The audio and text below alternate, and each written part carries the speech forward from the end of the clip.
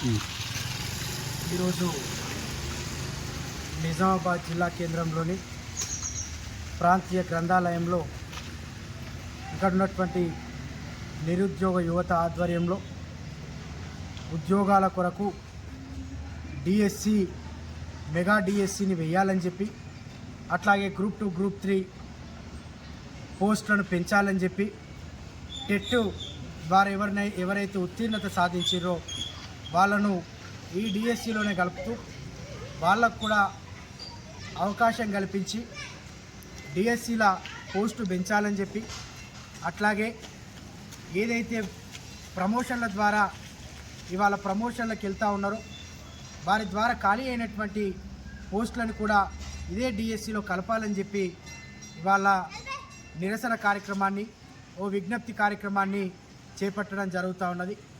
రాష్ట్ర ప్రభుత్వానికి అట్లాగే రేవంత్ రెడ్డి ప్రభుత్వానికి, రాష్ట్రంలో సోకాల్డ్ మేధావులుగా చెప్పుకుంటున్నటువంటి నాయకులకు, మేధావులకు వాళ్ళందరికీ మేము విజ్ఞప్తి చేస్తూ ఉన్నాం. గడిచిన 10 సంవత్సరాల కాలంలో అనేక ఇబ్బందులు పడి ఇవాళ లాస్ట్ ఫైనల్ స్టేజ్లో విద్యార్థులు కొట్లాట చేస్తూ ఉన్నారు, వినతి చేస్తూ ఉన్నారు. రేపటి నుండి కేవలం దిష్టి బొమ్మల దగ్గర కార్యక్రమం మాత్రమే మొదలు పెడతాం. ఇప్పటి వరకు వినతులు ఇచ్చాం, ఎన్నోసార్లు చెప్పించాం, మీ అందరినీ వేడుకున్నాం, కానీ వేడుకునే పరిస్థితి పోతుంది. నాడు తెలంగాణ ఉద్యమంలో మా పాత్ర ఏందో మీ అందరికీ తెలిసిన విషయం. నాడు తెలంగాణ ఉద్యమంలో మేము కొట్లాడినటువంటి తీరు మీ అందరికీ తెలిసిన విషయం.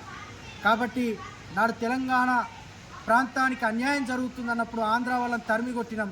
వాళ్ళ మీరు లెక్క కాదన్న విషయం మీరు మర్చిపోవద్దు. ప్రాంతం వాడిని తప్పు చేసింది కాబట్టి ప్రాంతంలో నాయకత్వాన్ని వాడిని బలపరుస్తారేమో, సహిస్తారేమో అని అనుకుంటున్నారు. ముమ్మాటికి సహించేది లేదు. విద్యార్థుల పట్ల మీరు చేస్తున్నటువంటి ద్రోహం అంతా ఇంత కాదు. వాళ్ళ ఏజులు బారులై లాస్ట్ రేపో మాపో అయిపోతుంది అనగా కూడా వాళ్ళ ఉద్యోగాల కోసం మా మహిళలు కానీ పెద్దన్నలు కానీ చాలామంది కూర్చొని నిరీక్షణ కోసం వెయిట్ చేస్తూ ఉన్నారు. వాళ్ళ ఈ తరుణం మీరు విద్యార్థులను ఇంకా నిరీక్షణ వాళ్ళని పరీక్షించే తీరుని చూస్తూ ఉంటే చాలా బాధాకరం ఉన్నది. ఎందుకంటే ఇది కనుక మీరు మార్చుకోకపోతే గత ప్రభుత్వానికి గద్దెదించడం, మిమ్మల్ని మాత్రం పాదాలలో దొరుకుతామని చెప్పి ఈ సందర్భంగా తెలియజేస్తూ ఉన్నాం. కంపల్సరీ మేము మా డిమాండ్లు ఏవైతే ఉన్నాయో రాష్ట్ర వ్యాప్తంగా జరుగుతూ ఉన్నాయి. ఈ డిమాండ్లన్నింటినీ కూడా మేము అర్థవంతమైనటువంటి డిమాండ్లను మేము ఈ సందర్భంగా పేర్కొంటా ఉన్నాం. ఎందుకంటే రాష్ట్ర వ్యాప్తంగా ఉన్నటువంటి అన్ని విద్యార్థి యువజన సంఘాలు, సోకాల్డ్ మేధావులారా మీరు ఆలోచించండి. వాళ్ళ ముఖ్యమంత్రిని, కాంగ్రెస్ పార్టీని గెలిపించేందుకు మీరు పోరాటం చేశారు, ప్రయత్నం చేశారు. అందులో మా వంతు మేము పాత్ర పోషించాం. వాళ్ళ మాకు మోచేతికి బెల్లం పెట్టి చుక్కలు చూపిస్తామంటే నడవదు. మిమ్మల్ని గల్లీల్లో, ప్రాంతంలో ఎక్కడ కూడా తిరగనియని చెప్పి సందర్భంగా తెలియజేస్తూ మీరిచ్చినటువంటి హామీలను నెరవేర్చాలని చెప్పి మేము ఈ సందర్భంగా తెలియజేస్తా ఉన్నాం. ఎప్పటికప్పుడు వార్తలను వీక్షించేందుకు Q9 న్యూస్ ని సబ్స్క్రైబ్ చేసుకోండి, లైక్ చేయండి, షేర్ చేయండి. విలువైన సమాచారాన్ని ముందుగా మీరే తెలుసుకునేందుకు బెల్ బటన్ ని క్లిక్ చేయండి.